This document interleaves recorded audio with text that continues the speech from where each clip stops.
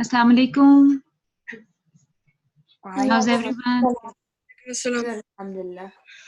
Wa alaikum assalam wa rahmatullahi wa barakatuhu. So, how was your second day to school? No. First. Yeah, second. First. Santa Clara ones is the first day. The other, I think Yusuf and Isa is second day. Did you enjoy to be in school again? Or it was hard to be schooling again? I fell asleep the whole time. I was actually sick, so I didn't get to go to school today. Oh my God. What happened? I just have a cold, that's all. Oh, okay. No problem. You were to Tahoe, so that's why maybe you got... Not exactly, but my parents got the cold, so then I caught it too. Oh, may Allah give you shifa and you will recover soon, inshallah.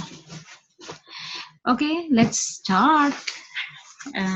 We are going to start something very interesting today.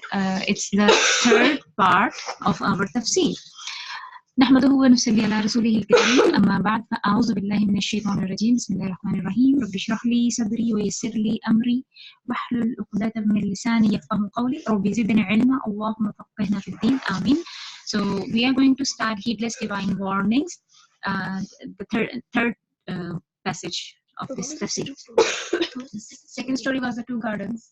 Oh yeah, that was boring. It wasn't that entertaining. The Quranic stories are not for entertainment. Those are to learn a lesson. So that's why. So we are going to learn about the day of judgment, how everything will be happen, what will happen on the day of judgment, and how this will be happen. Okay, do you have any idea? Do you make your enemy your friend? No, why would he do that? Really? You don't make your enemy your friend, or you don't spend time with your enemies? Not really. Time with your really. enemy. Okay, so we will learn about an enemy with whom we spend time with it, and we didn't even realize he occupies us, and yes, it's the shaitan. Shaitan is our enemy, but still we follow his directions. We still a friend with him. So let's start with the overview. So Zoya, can you read the whole overview of this passage? Yeah. Overview. The second passage of the surah ended on a note concerning the things that indicate good works.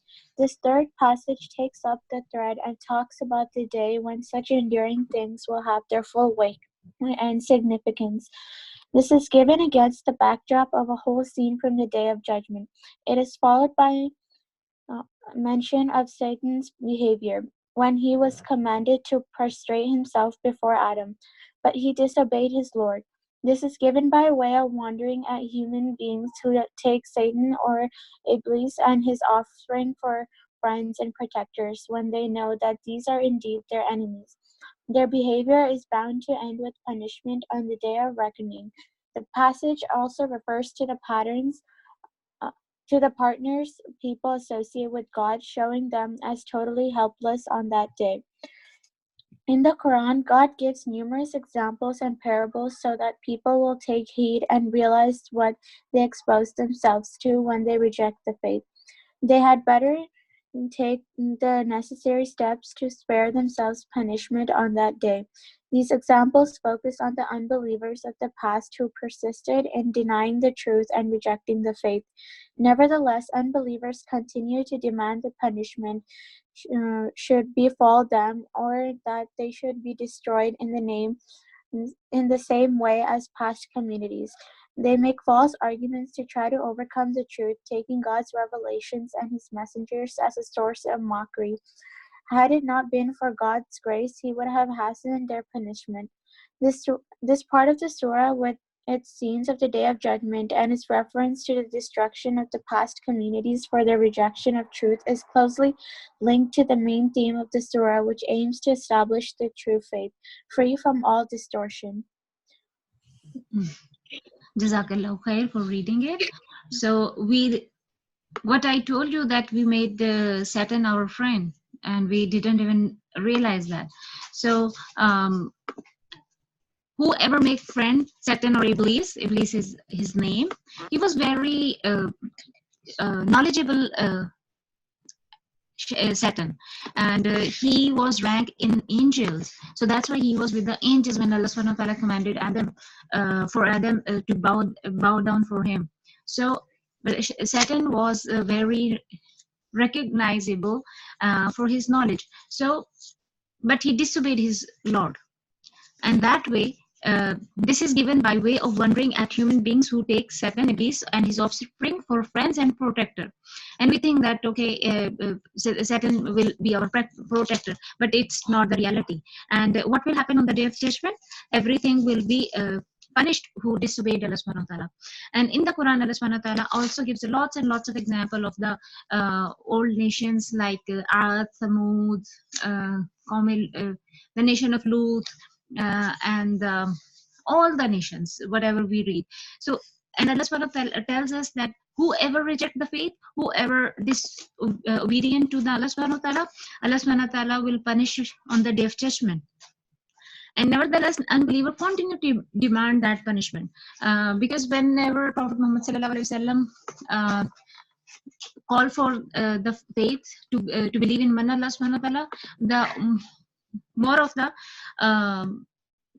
Quraysh or the people said who didn't accept the Islam, they always said, why didn't you bring the punishment which you promised? Why didn't you bring the punishment, whatever you promised from Allah subhanahu wa ta'ala? And they demand that punishment. So when the Day of Judgment will come, they will realize that it's a total destruction for them. So for the Yeah, I got it. It started. Okay. Oh gosh, that thing's gonna die. Can you mute yourself?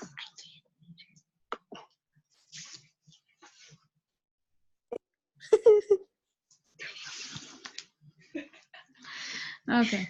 So this part of the surah, with its scene of the Day of Judgment and its reference to destruction of past communities of the rejection of the truth, is closely linked to the main theme of the surah, which aims to establish the true faith.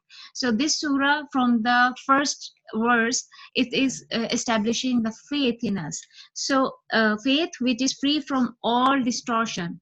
So we have to be very focused and we have to maintain faith very strongly in it.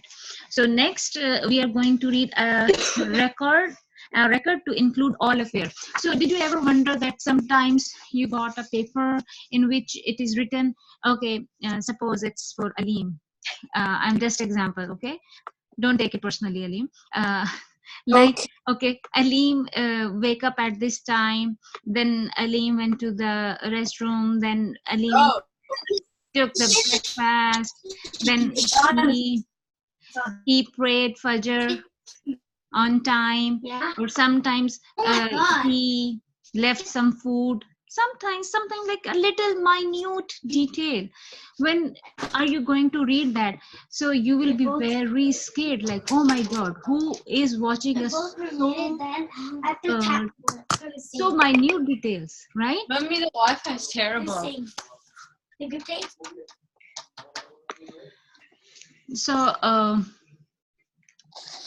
So when we got that minute details in our hands, we will be scared, like, who is having eye on us? Why they are counting everything, whatever we are doing? So we didn't like it, right? So on the Day of Judgment, what will happen? This earth will be finished. This earth will be like a barren place where there will be no mountains, no lakes, no hills, no slopes, no valley, nothing. There will be nothing. And the same applies to heart and consciences. Like, your hearts will be empty as well. And the earth will, whatever is in the earth, there's water in the earth, oil in the earth, right? Gold and all the diamonds, even human bodies, right? There are many, many things. They will come outside. Everything will be outside on the Day of Judgment. So the first person, which is Adam alayhi salam, he from the last person of till the day of judgment, they all will come together on one place. And when this will happen, you will be given a book of deeds, which will have every single seconds what you are doing, every single thing you were doing, even the action of your eyes. Oh my God, look at the girl or look at the person, something like that. We are not saying anything, but our action of our eyes. So everything will be written down on those books. So we have to be very, very careful in doing our action. So after reading this, I will give you a homework and you all have to do that, just to check how we are doing it in our lives. Okay, so Muhammad, can you start reading? A record include all affairs. To include all affairs. One day we shall cause the mountains to move, and you will see the earth void and bare. We will gather them all together, leaving out not a single one of them. They will be lined up before your Lord, and he will say, "Now you have come to us as we created you in the first instance, although you claimed that we would never appoint for you the time for your resurrection. The record of everyone's deeds will be laid."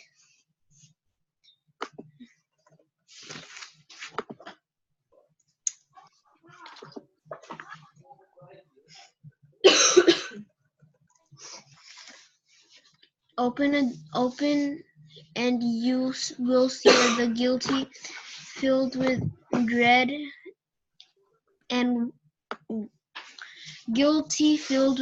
dread at what it contains. They will say, "Woe to us!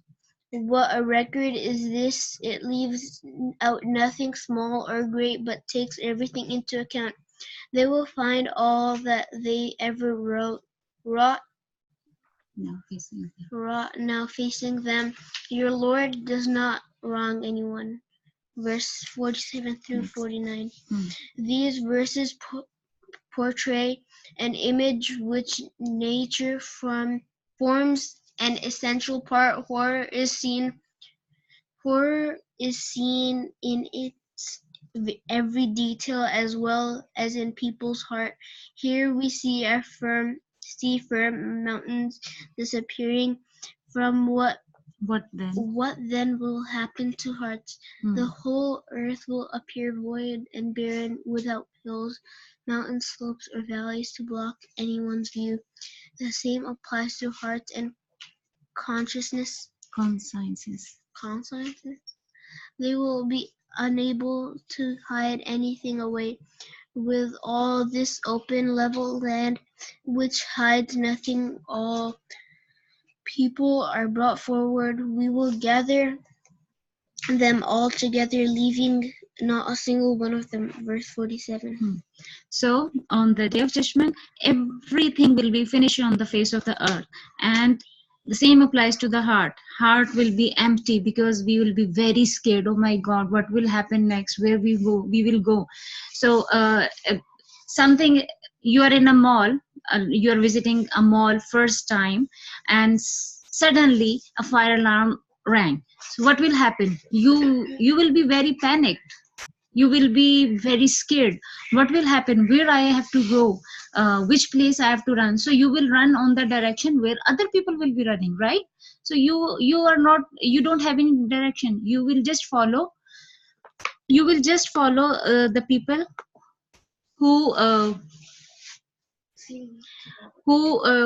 were running towards, like, wherever they're going. So if we got to know what will happen on the day of judgment, we will know where we have to go. But if we didn't know anything about the day of judgment, we will be very, very scared. Only the believers will be very calm down on the day of judgment as well. So we have to do lots and lots of good deeds in our life. Okay, next, Yusuf, can you read the next two paragraphs? Okay. Indeed, not a single soul will be left out. They are all waiting for a great moment. They will be lined up before your Lord. Verse 48. Every single one, those countless beings who walked on earth ever since the day when human life began and right to the end of this world, are all gathered together. They are lined up in an open space where none can hide. The mode employed thus far is one of description. Now, however, the surah takes up the address mode, which adds the feeling that what we see is taking place now before our eyes. We see events unfolding and we hear what is said. We see those who deny that they experience their own humiliation. Shame covers their faces. Now you have come to us as we created you in the first instance, although you claim that we would never appoint for you a time for your resurrection. Verse 48. So we read the verse 48 in detail, that indeed not a single soul will be left out. So what will happen? Every single one who walked on the face of the earth will be there in front of Allah subhanahu wa ta'ala. They all will be lined up in open space, and the mode of employed thus far is one of the description. Now, however, the surah takes up the address mode, which adds the feelings that we see is taking place now before our eyes. So just imagine these circumstances and this description in your imagination, that how that day will be, when the earth will be barren, when everyone will be standing in front of Allah subhanahu wa ta'ala, and everyone's heart will be empty as well. So we'll start and get to know more about verse 48 because it's not completed yet. So Aline, can you read next? Okay. This change of expression gives the scene much vividness, bringing it forward to the present so that we see it enacted. To us, the day of judgment is no longer something in the distant future. We almost see the shame on people's faces. We hear the majestic voice of the Almighty rebuking those people and reminding them of their position. Now you have come to us as we created you in the first instance. Verse 48. They shamelessly persisted in their denial of such a day, and their meeting with God once their life on earth had ended. You claim that we would never appoint for you a time for your resurrection. Verse 48. So whoever denies the day of judgment, the standing in front of Allah subhanahu wa ta'ala, will regret on that day, because everyone will be ashamed on that day. Even the believers will be ashamed and the non-believers will be ashamed. Did anyone have an idea? First we'll start with the unbelievers. Why unbelievers will be ashamed? Because of all the bad things they've done in their life. The first thing, it's something else, like it will be, but it will be the secondary. Like the first would be the first thing what we're learning in this surah. They knew about being Muslims, but they didn't follow the faith. They didn't believe in Allah subhanahu wa ta'ala. So that will be the first regret they will have. Okay. Why believers will be ashamed on that day? Because they could have done better. They could have done better. Yes, they could have done better. Okay. Because every time, whenever we pray, still we feel, oh my God, we can do it even better than that. Right? Whenever we recite Quran and your teacher corrects you or something like that, even your teacher didn't correct you, even though we feel, okay, we can make it more better, even better, right? We want something to be perfect, but no one is perfect in this world, but only Allah subhanahu wa ta'ala is a perfect. So we always struggle. So on the day of judgment, everyone will have shame on their faces. But the main reason Because Allah subhanahu wa ta'ala is telling us here that the main reason, because they denied for the day of judgment, they denied to meet Allah subhanahu wa ta'ala. So have firm belief that there will be a day of judgment, because even though in a classroom, when you are a leader of a group, what happened? You are responsible for your group. You are answerable whatever the group is doing. You are responsible because you are the leader, right? So what happened? Like on the day of judgment, Allah subhanahu wa ta'ala has given us so much blessings in our life. Even though if we don't pray to Allah subhanahu wa ta'ala, we are very lazy to doing good works, what will happen? We will be very ashamed on that day. So we have to be very careful in our deeds as well, inshallah. So who's next? Who is from work from home? Yeah, so I still have to do my second paragraph. Okay, do it, Alim. Do it. Having brought the scene forward to give it an added sense of reality, the surah resumes a description of what takes place there. The record of everyone's deeds will be laid open, and you will see the guilty filled with dread at what it contains. Verse 49. It is the record of all their deeds placed before their eyes to read and review. They realize that it is comprehensive and accurate record, and they fear the consequences.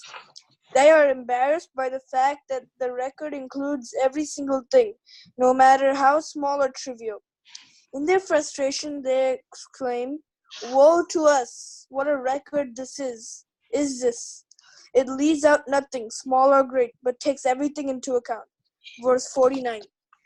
This is the cry of one who is fearing the worst after he has been caught red-handed, unable to evade the results of find any justification.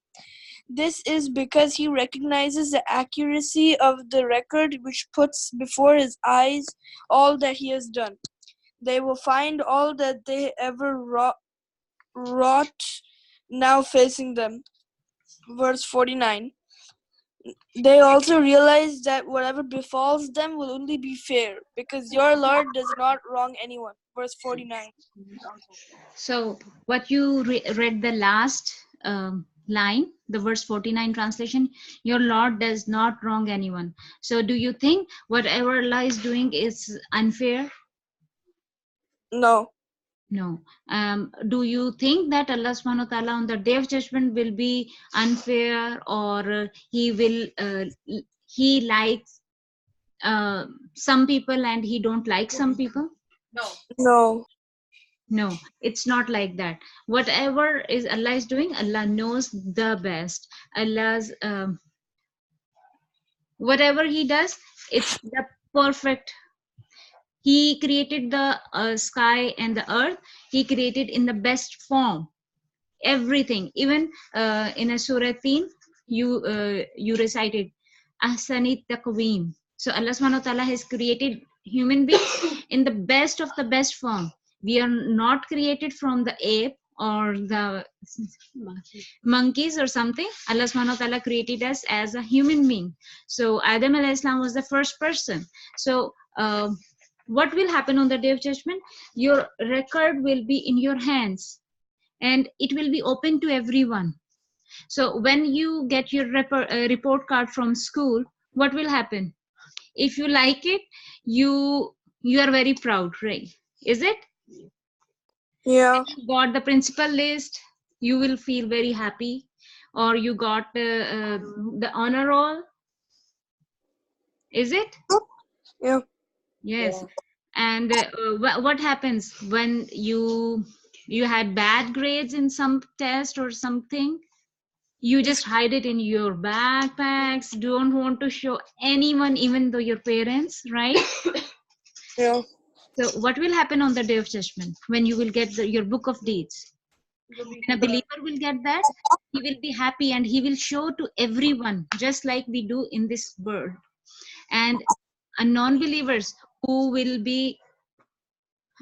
have a very bad record, bad result on their hands, they will be given their result back of their hands. They will not show it in front of it.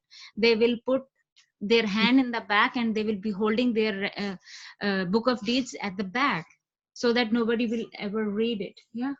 The day of judgment, if you're showing everybody, isn't that like showing off? Day of judgment, if your book of deeds are so good that you are successful, you will be so happy. You're not showing off, you are very happy to share this news to everyone, your relatives. You will go to your parents, you will go to your sister, brother, to show, look, I'm past, I'm going to the heaven. Can you show from My the right hand? yes, On the right hand. yes. Believers will get their book of deeds on the right hand, and the disbelievers will have their the book of deeds on the left hand. Okay, so next we are going to read much to argumentative. It's just like it. We are going to read something about the Satan and the Adam alayhi salam. So, Josefa, is that you? Would you like to read? Or Sarah, is that you? What? Okay. Sarah, can you read? Yeah, I have it open. Okay, read it. Argumentative. Yes. The guilty facing such a difficult situation are certainly aware in this life that Shaitan is their enemy. Nevertheless, they befriended him and led them to their predicament. How strange that they should take Shaitan and his progeny for friends and protectors when they know them to be hostile since their first encounter between Adam and Iblis. When he said to the angels, "Prostrate yourselves before Adam," they all prostrated themselves. Not so Iblis, who belonged to the jinn and disobeyed his Lord's command. Will you then take him and his progeny to your masters instead of me, when they are enemies to you? Vile the substitute for the wrongdoers. Verse 50. Read the next one. This story highlights the singularity of some people's attitude as they take Shaitan and his progeny for protectors and patrons in preference to God. It represents an outright disobedience of God's commands and the neglect of obligations and duties that he has assigned to them. So when we read that, okay, somebody is making Satan and their progeny to be friended with them, we feel like, who are those people? But there are lots of people who literally pray to Satan, who believe in Satan and who praise. Yes, who pray to Satan, and whatever Satan said and they did it. It is the believing on the Satan. So it is being friend with him. It might be, yeah, it might be. So we have to be very careful. This is just we are just reading it, so we have to be careful about this. Like, we don't want to be friend with the Satan. And how we can say that, okay, am I a friend of Allah subhanahu wa ta'ala, or am I a friend of Satan? Can anyone give me an example, like how we can say that? If you pray, then Do you believe in God? Yeah, whenever you are doing any action, so just keep an eye on it. Will this action make Allah happy, or will this action make Satan happy? Simple as that. If you feel that, okay, this action will make Allah subhanahu wa ta'ala happy, that means you are doing something good, which will be helpful, and it will be shown in your good deeds, in the book of deeds. And when you will do something which makes Satan happy, what will happen? Your book of deeds will have some bad deeds, and you will be befriend with the Satan. So we have to be careful and check each and every action of yours. Okay. Next.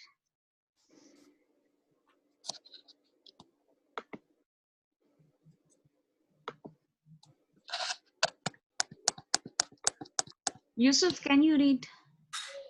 Okay. Why do they befriend these, their enemies, when they possess neither real knowledge or reliable strength? God has not brought them to witness his creation of the heavens and the earth, or even their own creation, nor does he speak or support from them. I did not call them to witness at the creation of the heavens and the earth, nor at their own creation, nor do I seek aid from those who lead people astray. Verse 51. They are no more than creatures whom God has created. They do not know what God has chosen to keep hidden from them, nor does he need their help.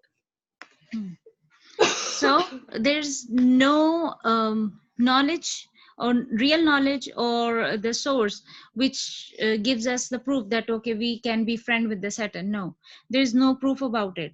So we have to be, and there are no more than creature from Allah subhanahu wa ta'ala, like Allah subhanahu wa ta'ala has created. So whatever other than Allah subhanahu wa ta'ala, everything is a creature of Allah subhanahu wa ta'ala. Allah has created everything. Okay, so it's easier to remember. Other than Allah subhanahu wa ta'ala, everything comes in his creature, that Allah has created that. So next, Zoya, are you here?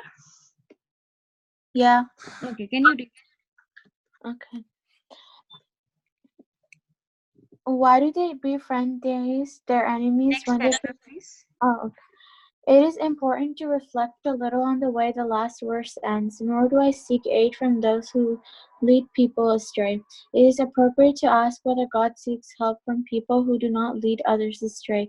Sublime and great is God. He is no need of anyone in the universe. He is the Almighty who has the power to accomplish whatever he wills. The phraseology here is intentional.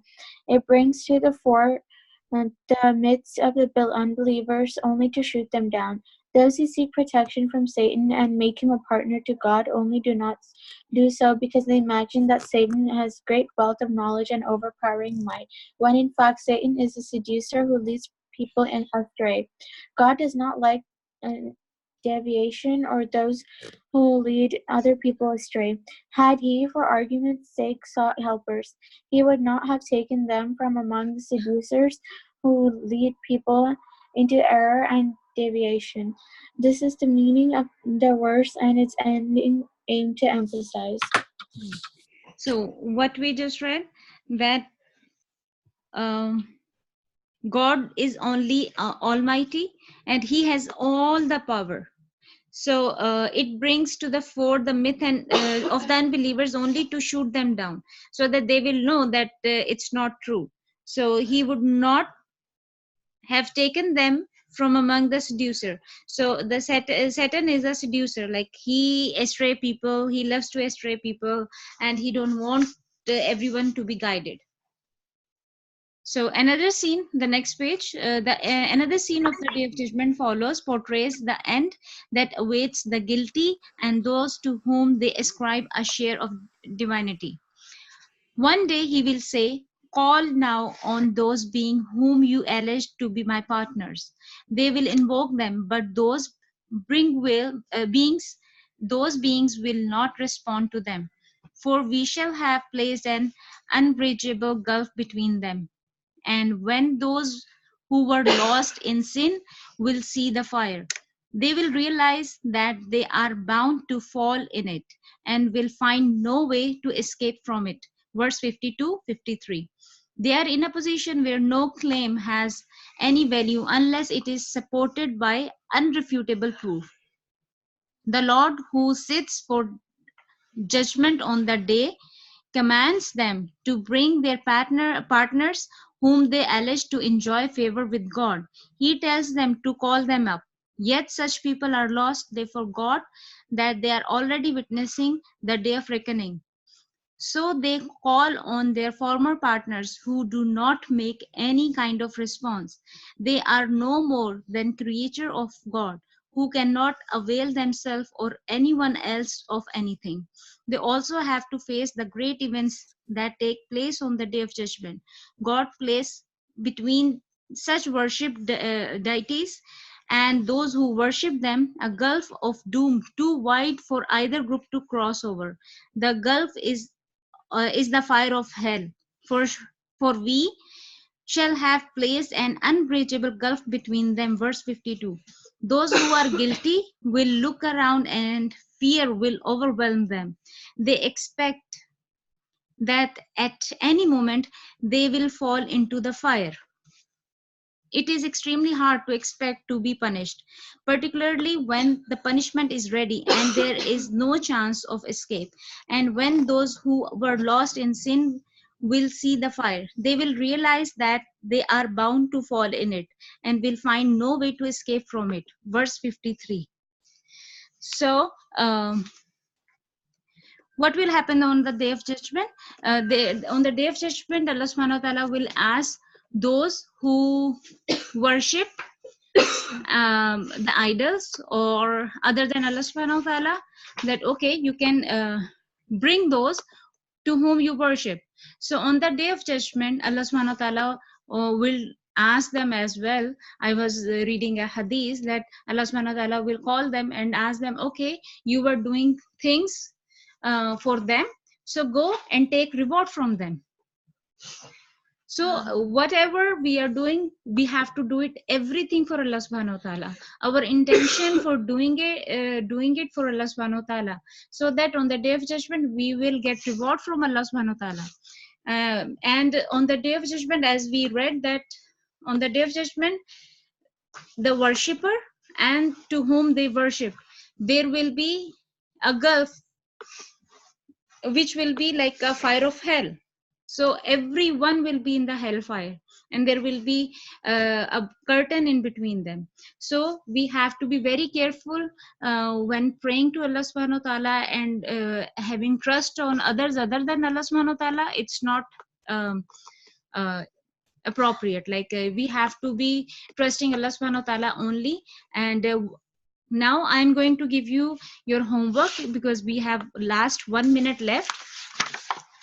So what you have to do, everyone, you have to have a piece of paper and you have to write down each and every action of yours tomorrow. Since Fajr time, when you woke up, you have to write each and every action. Okay, I did this, I did that, I rolled my eyes, I wasted food, something, each and everything. And don't show it to anyone. It's just for yourself. But you have to write it and share with me how was the experience. Okay, inshallah.